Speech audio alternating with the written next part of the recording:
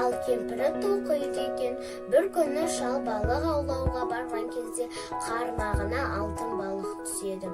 Алтын балық бар даусымен: мені жіберші, мен сенің кез келген тілегіңді орындаймын